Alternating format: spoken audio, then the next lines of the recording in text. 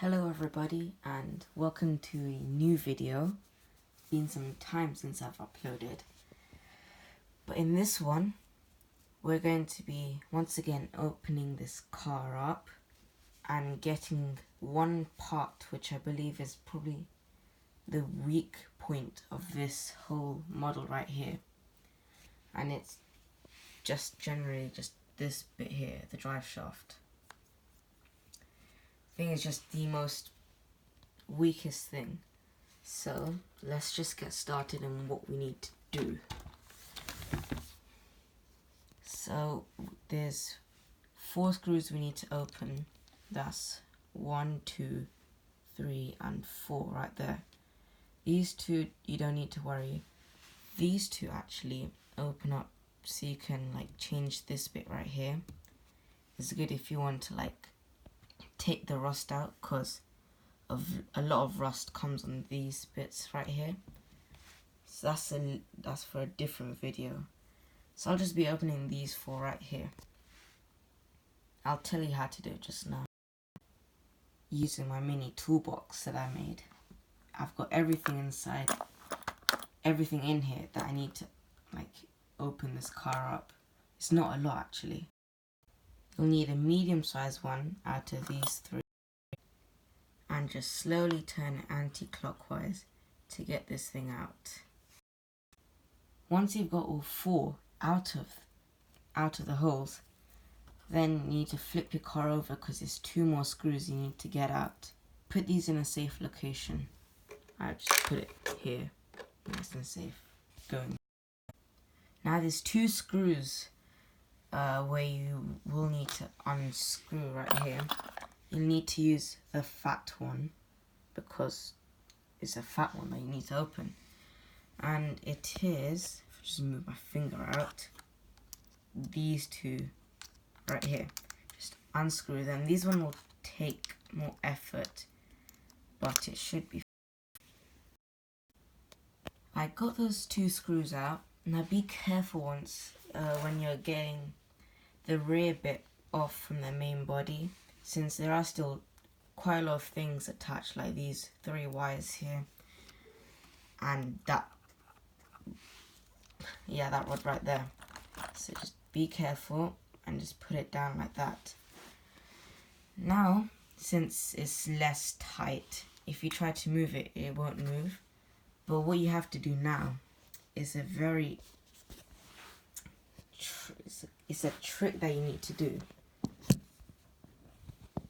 So when you got that done right there, you need to bend that just like that, so you'll be able to see that the drive shaft's popping out.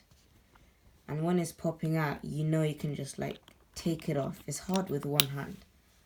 As you can see, we've got the drive shaft, and it's just a case of when the tires are like that, all you need to do is just pull it back so the drive shaft kind of pops out. Now when you're putting it back in, you want to make sure it's in the same position, like this wheel is bent out just like that. Now when you're putting it in, you need to make sure it goes into the socket there. I'll just get a video for that. Now what you want to do, this diff shaft right here, you want to push it up like that, tilt it to the side you're facing, and just pop it in right there. Then with the other side, once you've got that, you want to tilt it just like that, so you get even more space, and just get that right there. You turn the wheel so that it can go in right there. Perfect-ish. Yep, there. Or not. After some fiddling, literally, all it is just putting the shaft in the diff shaft, which is that one right there. And then you bend this one back so that you have enough space to put this in. I can't do it with one hand because holding the phone and then trying to do that is really hard. But now you just need to pop the screws back, and yeah. I'd recommend you do the top 2 screws first, since I find it really hard to do it the other way around. So I've learnt my lesson, and I'm going to do the top 2 first, since they're just the most fiddly to get the right hole in. So do the top first and then the bottom, since it's going to be much easier. Flip it over. Now for my next video, it's going to be a really good one. I'm actually doing a mini project with these solar panels right here, and my soldering iron right there in a Christmas cup. And I'm actually going to make a foldable solar panel. Foldable solar panel that can actually like charge your phone. And the reason it's foldable is because you can put it in your backpack, and it's really convenient because it's nice and small. So, and really these types of things come for £30-40 on Amazon or eBay. And actually, you can make this for less than, you can make this less than £20 and get 6 volts and 1 watt, which is actually pretty decent. Well, that's it. And yeah, I guess you can fix your drive shaft. Now, the people who are running the HPI Firestorm on the nickel batteries, you guys will be fine with these normal, like the OG original drive shaft that HPI give you. However, if you're running with a flux model, the stock ones aren't going to be that good. You'll have to buy thicker ones like this one right here, because firstly, these LiPo batteries, they're much heavier than these nickel batteries. So really, there's going to be much more strain on these, and these also go much faster, 40 miles an hour.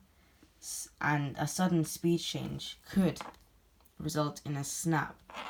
So as you can see over here, this bit right here is 4mm thick, and the end bit right at the end, let me just point it, the bit right at the end is 3mm, unlike the stock ones, which is 3mm in the middle and 2mm right at the end. So if you get 1 more millimeter, it's not really going to snap. Now the reason I didn't change this side is because for some reason this side isn't snapping, but this side is. So yeah, that's literally it. So honestly, these ones can come at about £3 from China. Yeah, £3 from China. They are a bit smaller. It's meant to be 86mm, but they came at 83. So I decided to put a bit of glue gun inside the diff shafts, so it'll compensate for that bit of space. So you see, it's not even moving. However, this one is. So I'm scared this is going to break, but luckily we have spare right there. Yeah, thank you for watching, and just, share this video and subscribe if you want, if you like this. Thanks.